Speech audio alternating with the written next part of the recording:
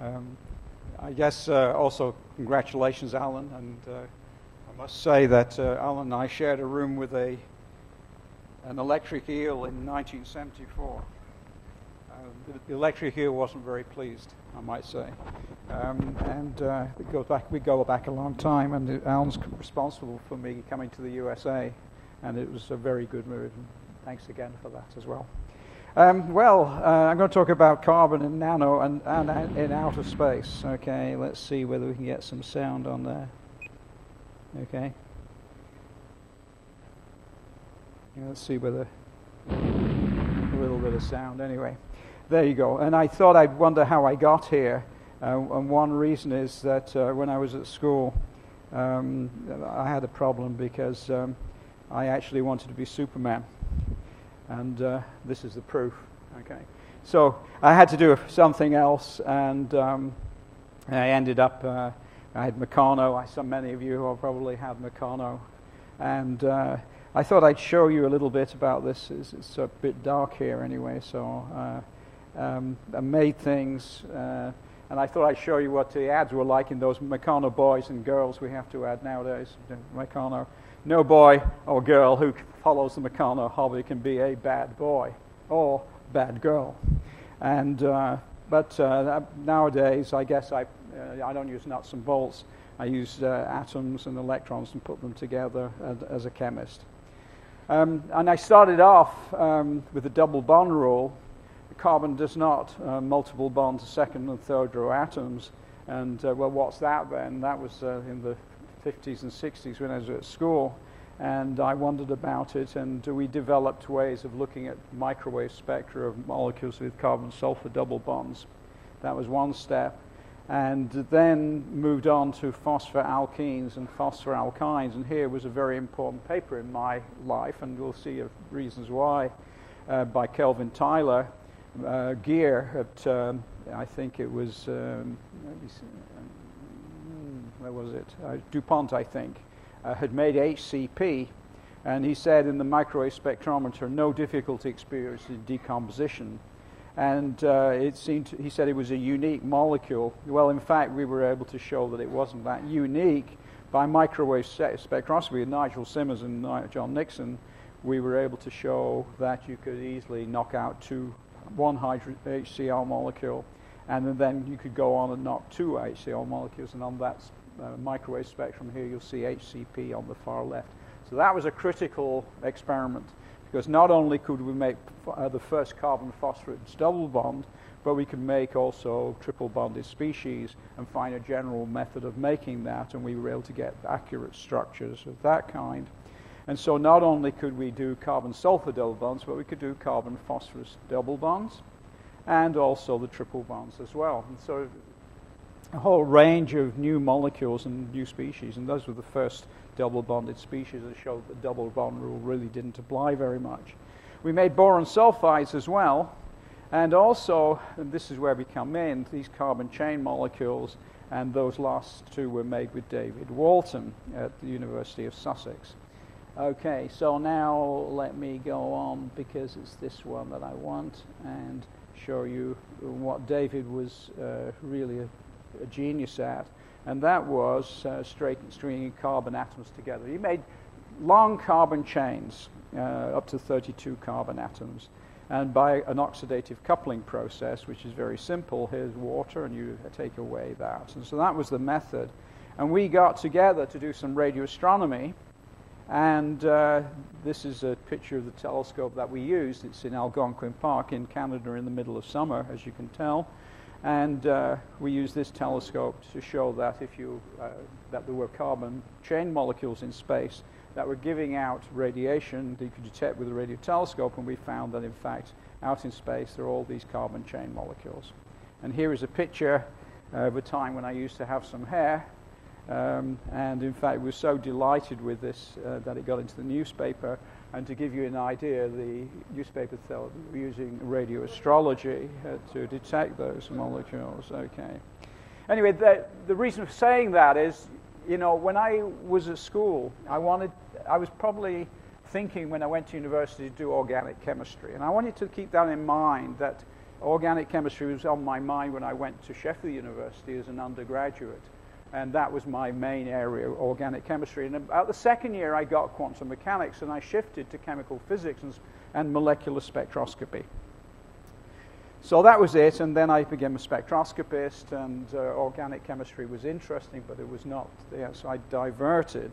Then a star was discovered, this one, IRC 10216, and again, multidisciplinary. Here is Eric Becklin who discovered that, and if you look at this, it's off scale, that signal, the infrared, and here it says 10 times larger than any star. It was an incredibly strong infrared signal, and he knew that it was something special.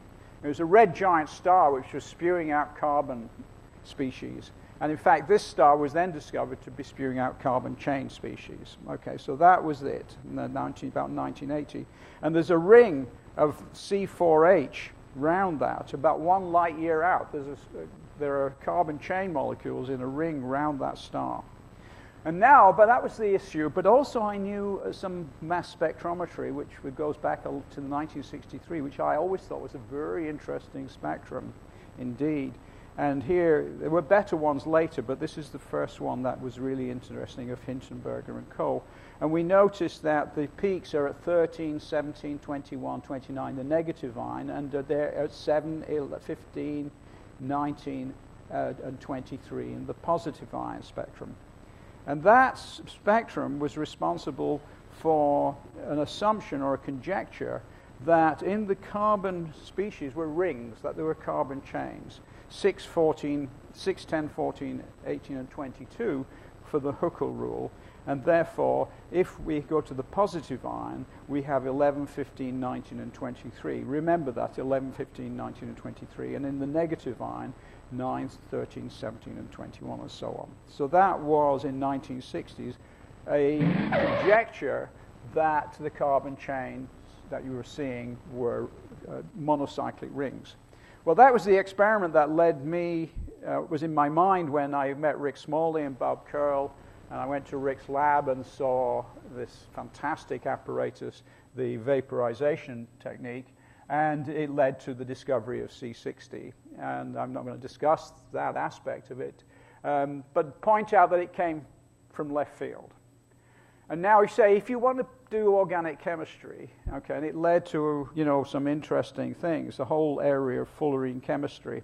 And in fact, there are loads of papers. The red is graphene, the green is the carbon nanotubes, and the brownish ones are the fullerenes.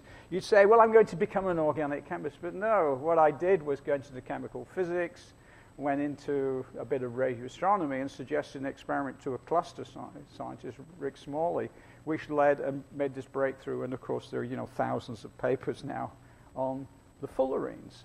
And the message there is that there's another way to make a breakthrough, and this goes back to that Lavoisier point. Lavoisier, he was guillotined, of course, as you probably know, but probably not for that particular statement, but that you should work with other people, and in this case, coming to Florida State, that's what I have done. Now, they always seem to have worked on a number of things. So from there onwards, I was sort of getting a bit interested in the nanotubes, and this, I think, is a rather interesting picture, and I love it very much. What you're looking at is a cross-section, electron microscope cross-section of a multi-wall carbon nanotube, and here is basically a slug of iron. It's iron-catalyzed growth of that. And you see that little round thing is actually a blister, like a sort of igloo sitting on the top of this metal one, inside cylinders of nanotubes. And here is another closure. These are some from our little record of pictures of these. And I conjectured many years ago that what was going on was surface reconstruction on, say, a carbide. And if you get the anisotropy at the surface, that surface reconstruction of a carbide might result in separation, segregation of carbene sort of sheet from the carbide. So that was the idea behind it. And some time later, Mauricio and Umberto Terrones, Mauricio was a student of mine, and Umberto, a couple of Mexican fantastic scientists, working with Florian Banach, had some results which fitted with that, and I thought I'd show you this. Here we're looking at a cross-section. The green is a sort of metal. We're catalyzing the growth of these. And then we have 3 cylinders rounded. Okay. In the electron microscope, what you get is a cross-section of this. And if you look at this meniscus, so that's what you're seeing, okay? Now watch, that meniscus is pretty flat. It's at 600 degrees in the electron microscope. And now under irradiation, whoops, sorry about that. Okay, what you see is that you get this meniscus, right, like that. I want to go back, actually. I sort of went too far. Here we get that meniscus goes from flat to slightly curved. Then what you see is actually that there is actually a skin of graphene coming out. And successive waves come out of there. And you're seeing the birth of nanotubes by the catalytic process, okay? That's only one way in which these are produced, okay? So that's a birth, like a sort of skin on milk or a sort of rice pudding. Okay, and here's Florian Banach looking and watching this in his electron microscope. In 1992, Morinobu Endo and I suggested that what was happening in the non-catalytic process is that you're actually inserting carbon C2 species into the ends of the nanotubes. And at the same time, Gene Heath suggested the same thing was happening in the case of the growth of C60. And here is Endo picture. Well, that was prior to stage, and then basically I was sitting in Dick Zare's office in Stanford one time when I was checking because I could do my email, and there was an email from Alan saying, "Crazy idea, how about coming to Florida State?" Because he knew I was getting old, you see, and he knew, I guess, that people were going to throw me out of the universities in the UK. And I did come, and he said, "I've got a fantastic group of students to work with you here." And there they actually are. Okay. Now, well, actually I do, whoops, let me do this. It's so dark here, you can't quite see what's going on. But in fact, these are the students, Steve Aqua, Ventura, Artri, Span, Prashant Jain. Nicola Punya was a visitor, Paul Dunk. Actually, the guy next to Paul, he doesn't actually come into Oxford. He seems to stay outside in the sun, the Florida sun, so I can put my hat on him just to keep him out of the shade. Dirac really doesn't sort of come in, as I say. Anyway, to cut a long story short, I arrived there, and one of the intriguing experiments that I was familiar with was the drift tube experiments of Mike Bauer's group, in which basically, as you pull species through a sort of buffer gas, they separate. And I thought this was a fascinating experiment here, where we see that C32 splits into 4 species, A, B, C, and D, and C29 into 3. And so as you go along, you find that there are different families of carbon chains that are produced by laser vaporization. And I thought this is really very interesting. What we have on the left are the linear species, then rings 2. Then there's another group, which we don't know, is not even assigned, and then the fullerenes. So we know that there are fullerenes, and we know that there are linear species. Rings 1, rings 2, well, what are rings 2? You know, that's another matter. But certainly monocyclic rings are now pretty well identified, particularly by John Meyer's group in Basel, who's done some brilliant work in looking at the infrared of these carbon chain species. Very difficult cavity ring down infrared spectroscopy. So that was the situation when I got to Florida, on top of something that I'd done many years beforehand in 1988, but playing like this little girl with these models of C60 and playing around this and trying to make smaller ones. And one day in 1987, I was trying to understand some of the results that we had got when playing around with these for smaller ones. And I made this model, and I remember my hair standing on end because it was C28. And it was just a beautiful thing. There it shows C28. I made the others as well, and several of them. And the interesting thing about C28 is that those 4 carbon atoms there should take on 4 hydrogens, and you still be left with benzene rings. It would not do that, and those would be sp3 species, and you would still have these benzene rings.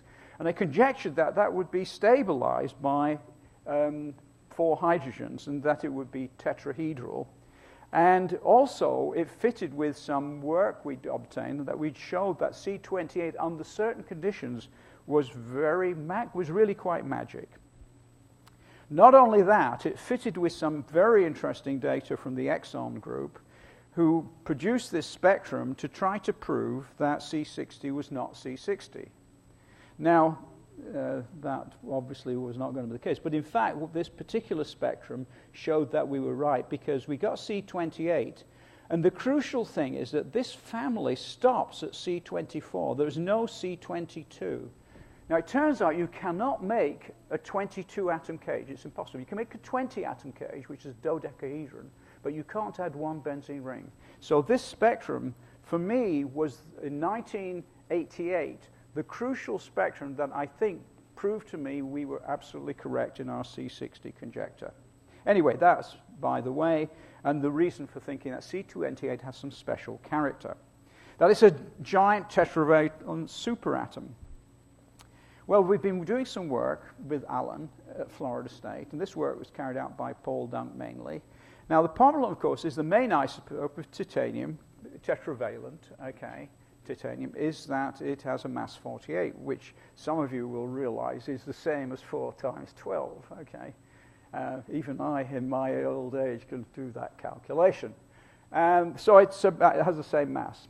Now, it turns out that about 5 years after I suggested that C28 would be tetravalent, Rick's group got a beautiful result in which uranium sort of seemed to stabilize C28.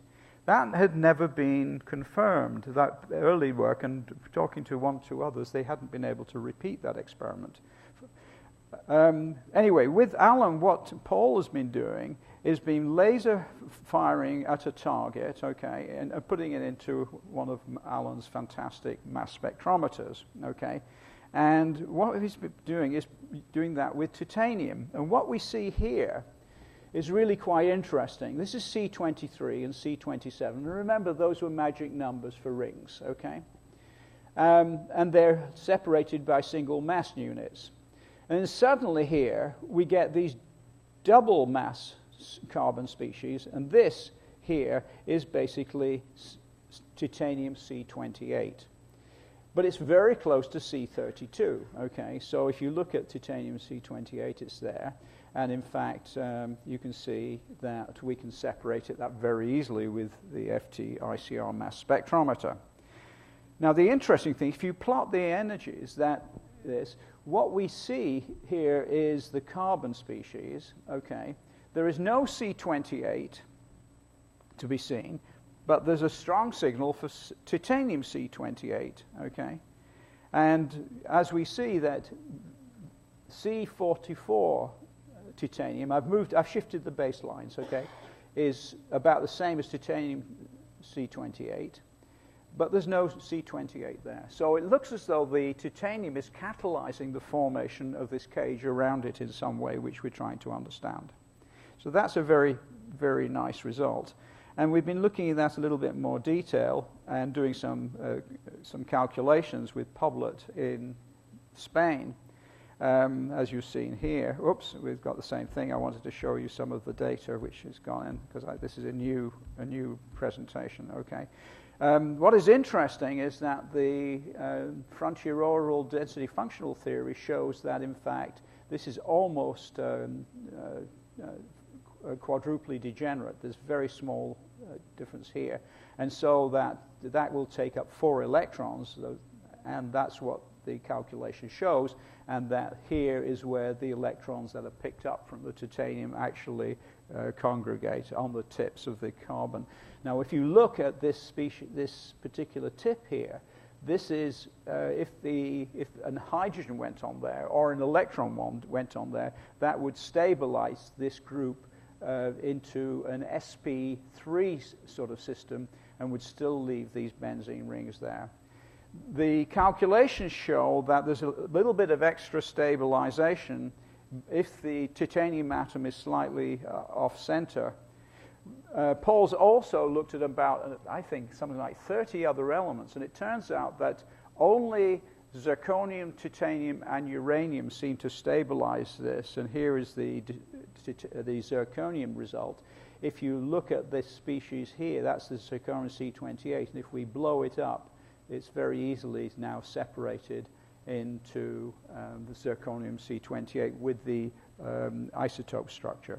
The uranium experiment, we've been able to look at that as well, and here we have uranium C28, and there's no doubt that uranium and titanium are extremely favored sort of atoms when carbon is around and clustering around there. So this is sort of interesting observation. Here is the laser vaporization data that we get with uranium oxide and carbon.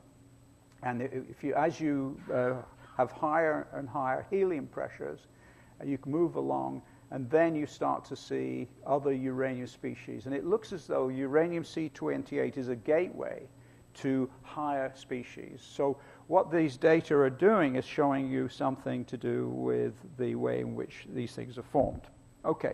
Now, around 1987, trying to understand why C60 was what it was, I didn't know this at first, but you can tile a floor with squares. Well, I knew that, of course. And I knew you could tile a floor with hexagons.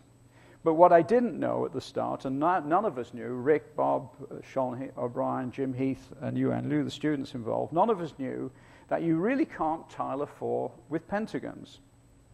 And David Jones, under the pseudonym Daedalus in 1966, pointed out, however, that you can close any number of hexagons except one if you have 12 pentagons. Okay, so if you bring these in, right, and then if you put the hexagons around them, okay, and then bring them all in from all the sides, you can actually do that, and you can close it up into the soccer ball structure. And I came up with the pentagon isolation rule, which was, well, some 5 times 12 is 60. Even I can work that one out. So that's the magic of C60, is that 2 pentagons side by side, which you know from organic chemistry is, or I knew from organic, is an unstable structure. But if you can isolate them, then put them excellent with hexagons, then you can get the soccer ball structure. And that, again, was a piece of evidence to indicate how could we be wrong with the C60 structure. C70 was a crucial one for me. Whoops, should we go back there? Somehow that didn't hyperlink. Again, playing like this little girl with models, it was really quite nice, a bit like Makana, really. That I wondered, after C60, what about C62? What sort of structure was that? And I discovered that I had to put 2 pentagons side by side to make a cage out of 62 carbon atoms. And then there was click. Maybe the reason that C70 was strong was that maybe that was the first time you could close a cage between 60 and 70 without putting 2 pentagons side by side. And that was a very unusual result. And I called Tom Schmaltz and Klein in Galveston, and they had actually halfway through proving that up to 68. And in fact, that was finally the proof to me personally, before 1990, that C60 structure was correct, that in fact you could do this. And Rick had shown that you could put 10 carbon atoms in the waste. Okay, now that's a digression, because I want to show you what we've been doing on the Fullerene growth. Again, this is work with Paul Dunk, who actually had a very neat idea. Here's the nozzle. As we open and shut that, let helium pass, we fire the laser. Now what Paul did was to take a rod of graphite, okay, on which the pink is C60, okay? It's magenta color, really. So let me just do that again, okay? We pass this down, okay, we fire the laser, and that rod is a rod which has graphite on it, and also C60, okay? We can do it again a little bit more slowly, okay? And then pass it into the mass spectrometer. This is what you see if you put it on a glass rod, okay? Basically, the C60 comes off, and there's hardly any dissociation. If you put it on graphite rod, what you find is that you grow the C60 into all the way up to C70, and you can see these over there. Then Paul had a really neat idea of putting carbon-13 graphite on there and looking at it. So that was desorbed, and you see some little species down there, because those little grasshoppers, well, they're actually more like porcupines actually down at the bottom. Those are the carbon-13 isotope structure. Okay, we can blow this up. That's the carbon-13 isotope structure for normal graphite. And then if you blow it up, what he's shown is that we get carbon-13 insertion in the whole species. Now, so what is happening now is that you actually can inject carbon atoms into C60. And note, this is the interesting, that 62, 64, 66, 68 are not really, 70 is not particularly special in this spectrum, okay?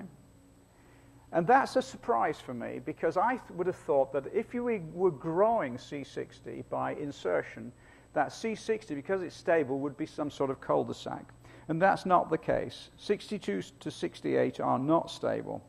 And that's a strongly held conjecture I had until these results, that basically our results indicate the primary nascent distribution of fullerenes, that we have the steps going on, that there's something, a final stage, in which C62 to 68 do not survive, okay. And in this case, basically, we're showing unequivocally that you can grow fullerenes by this process. And this leads to our earlier idea, basically, a multi-stage formation process. Jim Heath proposed this for fullerenes, and we proposed it for the nanotubes, that you could insert carbon into the closed cage. And this is our present situation of what's going on. Laser fires produces a sort of 10,000 degree plasma of carbon atoms. As the plasma sort of bubbles into the helium buffer gas, C2, C3, C4, it cools at that interface. Then monocyclic rings and another family, which we don't know, form. Small fullerene cage C28 and larger are created.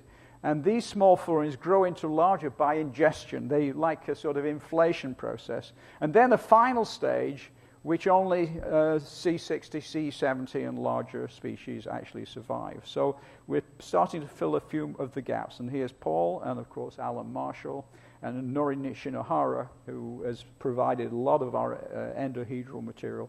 Nori is a real world champion at putting atoms inside C60. Okay, so the situation is chemical self-assembly. That's something that we're doing. Will it be possible one day to produce a computer? Well, this has been made by self-assembly so far.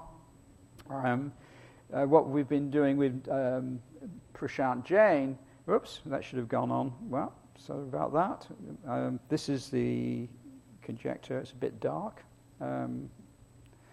It's so dark here, I don't know. Let me just try and get this hyperlink. The idea behind this was, can we actually produce something like this ferrite core memory by chemistry, all right? As you probably know, that the first memory boards were like this. You pass current down those two, and if there was just enough current to magnetize those cores. And the idea was basically, could we do that by chemistry? And we tried this particular experiment. And we have made some two-dimensional arrays. Prashant Jain, a brilliant young student, has made these sorts of things. And so we could get down, if we can do this, and link them. So we have the first step on thinking about chemically based bottom-up assembly of these sorts of systems. Okay, I'm going to jump on because I want to go to the last thing and we're running out of time. I thought I'd show you now with a situation that, let me go to there and bring this down here. Okay. Most spectroscopists know about the diffuse interstellar bands, okay? And it's been an intriguing puzzle for nearly 100 years. These bands were identified in 1919 and were shown to be interstellar species in 1936. And there are hundreds of them. Not a single one has been identified, okay? This experiment was part of the reason for doing the C60 experiment in the first place. It was a second part of this whole thing. And here are some of these features. Okay, the interstellar bands ones, there are a couple of them. When this picture was taken, there were only about 50. There are now several hundred, okay, that have been detected. And there they are. Remember that we've done a lot of spectroscopy. We've got thousands of compounds, but not a single one of these bands has actually been identified. Not a single one. All right. So this is very curious, okay, as to what's going on. Now, Mike Dura and I published a paper suggesting that maybe what is happening is that C60 had a sodium atom, magnesium, some atoms stuck to the side. It's like one of those little sort of insects and animals in the water that has, as water passes by, gets things stuck to it. And the conjecture was that basically you're looking at a charge transfer spectrum, okay? And there'll be hundreds of these possible if C60 is in interstellar space. Okay, so that was the idea behind this, okay? And that was that C60 would be in outer space. Now, that seemed to me pretty obvious, because the experiment that I suggested to Bob Curl and Rick Smalley was to produce the carbon chains to simulate the conditions in a carbon star. And what did we see? We saw the carbon chains that we had detected and that had been detected in the star and that we had detected in interstellar space. But also we detected C60, so it seemed pretty clear to me that C60 was produced. I thought, well, it's going to be very difficult to detect it and to show it's there. Okay, and I always thought of it as the third man, der dritte Mann. Orson Welles. How many of you know the film The Third Man? Just a few people. Great film, okay. Orson Welles is a very shady character lurking in the back streets of Vienna. C60 is the third form of carbon lurking, I thought, in the back streets of the galaxy. And I thought I'd show you this bit of The Third Man.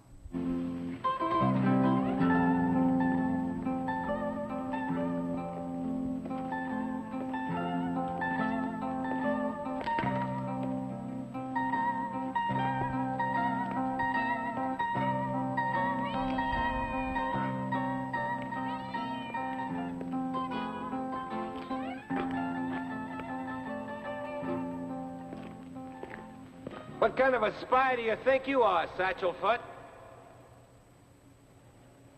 What are you tailing me for?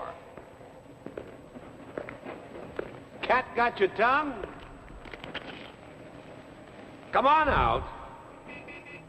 Come out, whoever you are. Step out in the light and let's have a look at you. Who's your boss? Ja, zum Teufel nochmal, was ist denn da los? Sagen Sie, was fällt denn Ihnen überhaupt ein? Sind Sie deppert?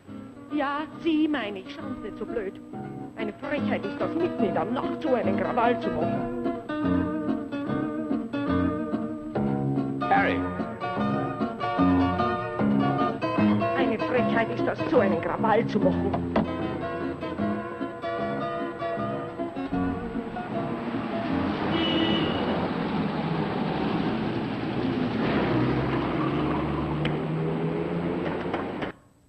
Disappeared. You can see the rest on YouTube. Okay. Now, I just always thought of it, and every time, because there was the third man lurking around. Maybe it's in the galaxy. What I never would have dreamed it was going to be so easy to detect, or so incredibly. I mean, just an incredible result. The Spitzer Telescope last year, a Canadian group was looking at some of the data and found that this is the spectrum that they detect. The Spitzer Telescope is the white lines here. And that C60 are the red peaks here. And C70, that's there, this is there, okay, this one's there, this one's there. It's incredible. All the lines are there. And this is a surprise, because coming out of this star, the only sort of peaks in the infrared region which are identifiable are C60 and C70. Now, we've been using infrared fingerprinting for eons, and here is a star which you'd think would have carbon garbage coming out. I mean, look at Allen's oil, right? All those compounds on here. Out of this particular star, there's only producing C60 and C70, and that's a surprise. However, I thought I'd show you basically, whoops, wait, there's something missing. I'm not sure why. Oh, yeah, I've got to get out of there. I'm going to go to there, and I show you this bit of film made by the BBC in 1992. I believe it is there, and it would be rather nice to feel that, in fact, we were on the right track. There are some interesting features in space, and C60 certainly can fit them better than any other proposal that has been made up to now. I'm a believer, and I think ultimately we'll find that it is there. But others have said that C60 is nothing like a match for the diffuse interstellar bands. They're wrong. Thanks a lot. Thank you.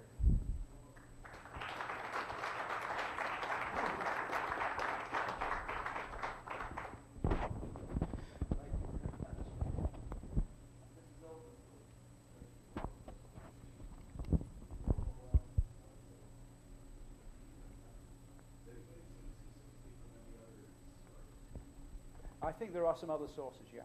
In fact, there are some other sources now, and in fact, there's a paper just recently which indicates that solid C60 microcrystalline species, but I'm a little bit suspicious of that one. I've looked at it, and I'm not totally convinced, but there are some other sources now. There are, not all carbon stars, but quite a number, so it's not just one. There will be a lot more. It's quite an incredible result. It indicates that after hundreds of years of combustion and looking at carbon chemistry, we still don't understand it very well, which is an indicator of something to do with focused research of combustion labs. Who I think the combustion labs should have detected C60 in 1960, or the mass spectrometers that were available for the separation of uranium isotopes and could have easily detected C60 in the 1950s, and so they just never put a mass spectrometer on that size. I wouldn't be standing here today. I would be sitting home having a nice glass of wine if they'd done that work in 1960 that they should have done.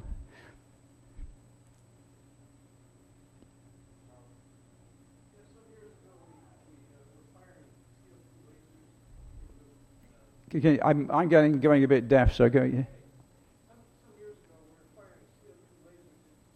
Yes.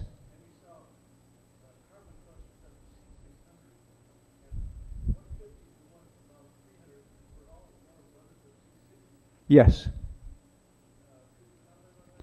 I think I think it depends entirely on the conditions. There's something that we're trying to probe, that Alan and I are working with Paul now, is trying to understand something special. Now, if you actually look at our data, we're showing that you can go on past C60, and that C70 is not particularly special. So under certain conditions, they can grow on further. That nascent distribution shows nothing particularly special about the higher fullerenes, the so-called isolated pentagon structures. And I think if you look at the various distributions, particularly in a sooting flame, you can go up to 1,000 carbon atoms, and it goes far past C60. C60 is usually strong, but it can go on to these high ones. And when you get to that, remember that of the carbon cages themselves, there are sort of, I think, 14,000 isomers of C120. Okay. So you're starting to get pretty complex structures. C60 is the only isolated pentagon structure. C70 is the only isolated pentagon. And then it goes as n to the fourth from there onwards. And so it's possible to get that. And those larger structures, I think Rick told me one time that they got up to 1,000, and they could easily see that they were just even-numbered species, which is suggestive that they were all closed cages, okay? And then if you're thinking in terms of what shapes they are, all this work is open at the present time. It's something that I've been thinking about sometimes, is to look at these, get them by STM and see what structures and shapes they are. I think that many of them will be sort of incipient or sort of nanotubes. I mean, C70 is the smallest nanotube, really. But I think some of them will be elongated, and so you'll get a whole raft of those. Up to 300 carbon atoms, you're saying, yes? You say? Not, yeah, 300 carbon atoms. At that point, you're going to have a whole raft of different types of closed cage structures. And if they're just even, then I think that's an indicator that they are closed cages. And in fact, that as far as I think Rick was saying, is that the only thing they saw at 1,000 carbon atoms were even numbered structures. Pardon? Yeah, I think they're almost certainly closed cages, but they're all different shapes and sizes.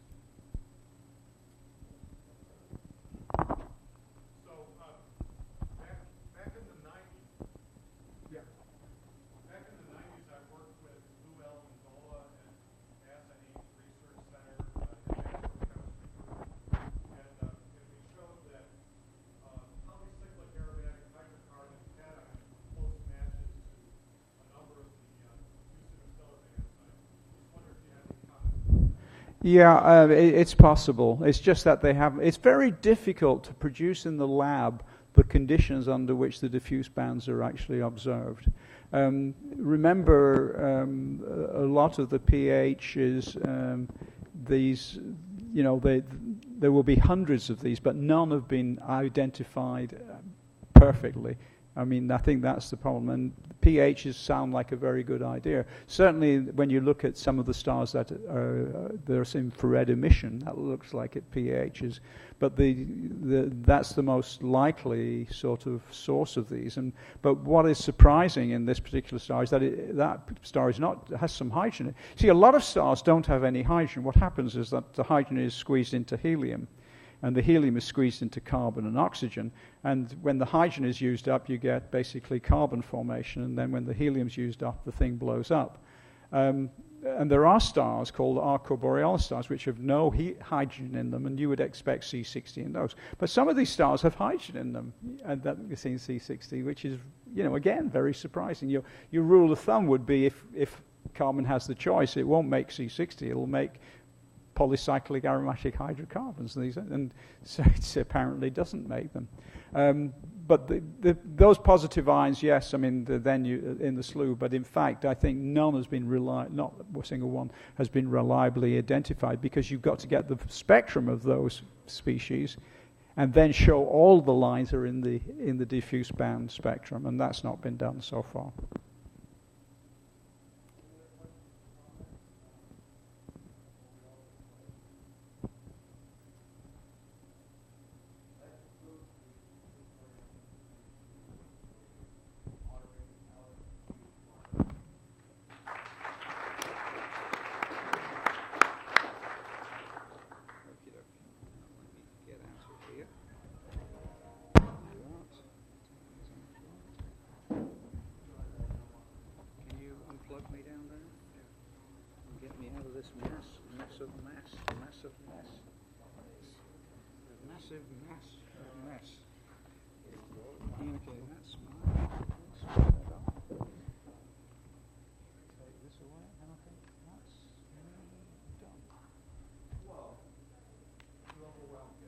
I don't even understand how some of these things are happening.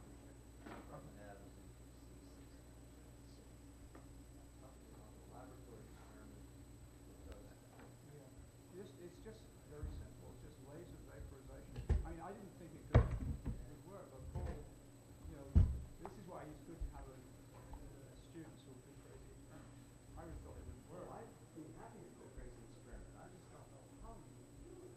Well, it's just a laser vaporization of a graphite rod in which C6 is dipped. And that is